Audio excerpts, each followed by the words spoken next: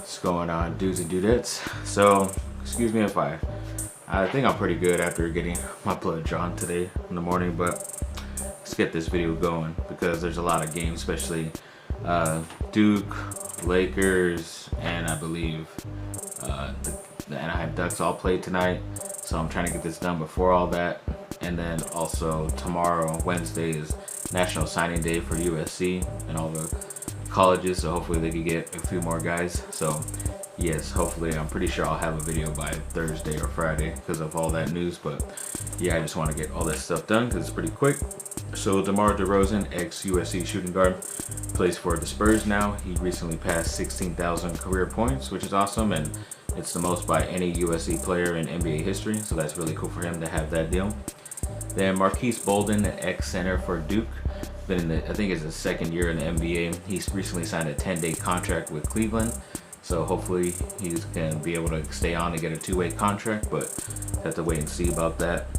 Then Anthony Lynn, the head coach for the Chargers, I believe it was Sunday, during Super Bowl Sunday, he recently signed a multi-year deal or an extension to stay with the Chargers. So luckily they like what he's done and what he's been able to do with the teams they've given him. Obviously I don't think they've extended the GM Tom Telesco yet, but maybe they'll see how this draft goes because his last draft wasn't all that impressive, especially most of those guys didn't even play as well. So yeah, he's still on my crap list.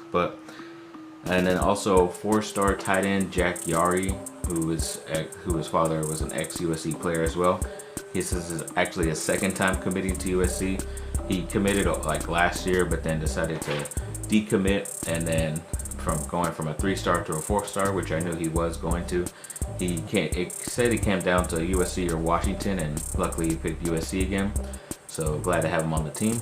Obviously we have enough tight ends, but good to have a 4-star in there to bolster our class up in the rankings.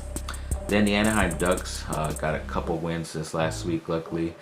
And one was against Arizona, the Coyotes, I believe. They won 4-2.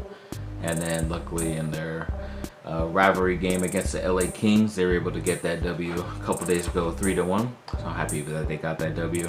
They're losing their chances of getting a #1 pick, but I think they're still like the bottom 5 in the NHL. So either way, it doesn't matter as long as you beat the crappier teams, it's fine.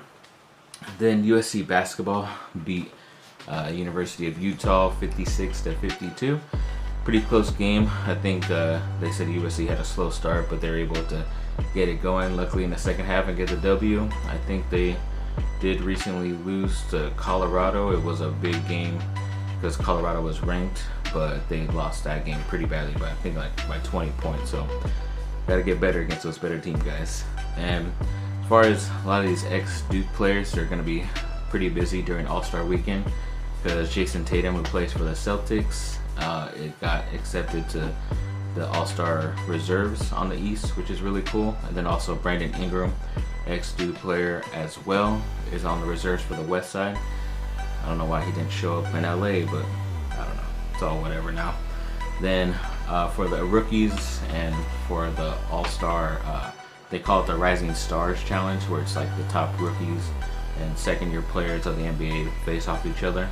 And 3 Duke guys are on there, both rookies, excuse me, Zion Williamson, of course, and RJ Barrett, who I thought was recently injured because I have him on my fantasy team and he's on my injured list, but apparently if he's got selected to here, he's probably going to be healthy enough to come back by then, which is good, so hopefully he can make it. And then also second-year Duke player Wendell Carter Jr. from Chicago also made the Rising Star Challenge, so good luck to those guys.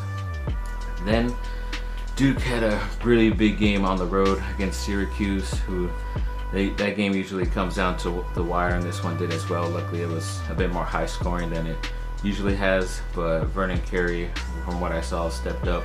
So did Trey Jones as well. Cassius Stanley has been really good for being a guy who was one of the lower guys in the class that they brought in for this freshman class. But yes, glad they're able to get the W. I believe it was 97-88, especially in that tough environment, which is kind of weird. It's like a basketball court in a football stadium, so it looks a lot bigger than it probably should. But yes, they're able to get the W.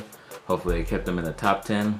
And yes, like I said, they faced Boston College as well, who they did beat at home a few weeks ago, so hopefully they get that victory on the road coming up tonight. Then USC made a big haul of changes on their defensive side once they hired Todd Orlando as the main defensive coach, and they let go of 3 defensive coaches over there. So they let go of Nansen, Greg Burns, who I believe is the cornerback coach, and then Coach K, who's the defensive line coach as well. So I'm kind of hoping that a lot of these guys who recently signed with USC the past couple years with those guys there aren't leaving because of those, but luckily we haven't seen an exodus like we have been with other schools.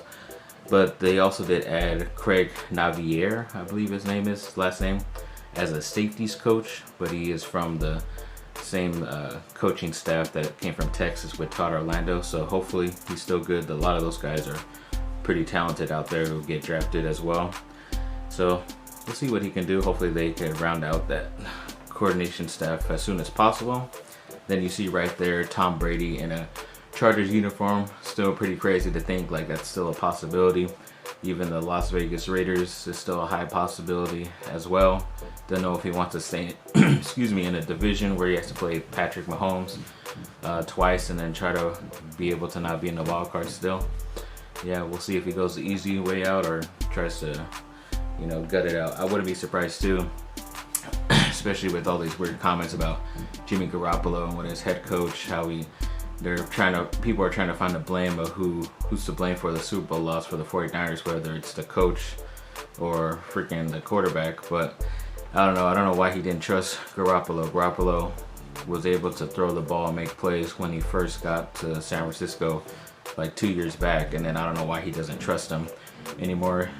The coach definitely should have ran the ball more, obviously, but yeah, and I wouldn't be surprised if somehow they traded him away to get either draft picks or another type of good player for them, and then Tom Brady signs with his own old hometown where he grew up in, so I wouldn't be surprised about that either.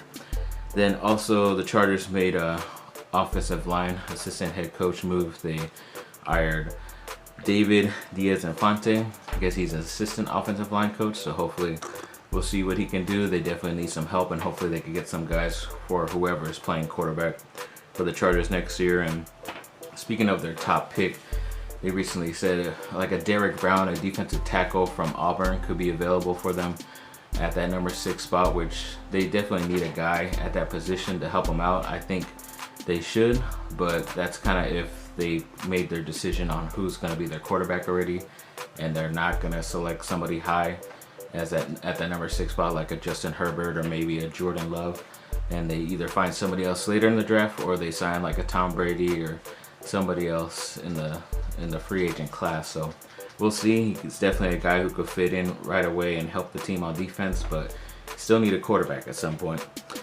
Then sadly, the Lakers lost their first game back against Portland because Damian Lillard had a crazy game. First game back after Kobe Bryant's death on last Friday, but they were able to get the W the next day, Saturday, against the Kings. It was a pretty nice win. It was like 129 to 113, and it's pretty cool. At halftime, the Lakers had scored 81 points, which is freaking crazy. They scored that much that quickly, but it's also 81 that kind of commemorates Kobe when he scored 81 points in that one game against Toronto as well, which is pretty cool. But Anthony Davis had 21 points. LeBron didn't have over 20, but he still had a lot of assists and was playmaking. And at one point, the Lakers were up by like 30, almost 40 points in this game, and they still won by a pretty cool amount of points and didn't have to really sweat this one out. But happy they were able to get at least this W, and hopefully they can continue to get some more. And yeah, so we'll just wait and see, and definitely have a lot more news to talk about in a couple of days. But thanks for watching, people. Like and subscribe. Comment down below. Let me know what y'all think, and have a great rest of your day.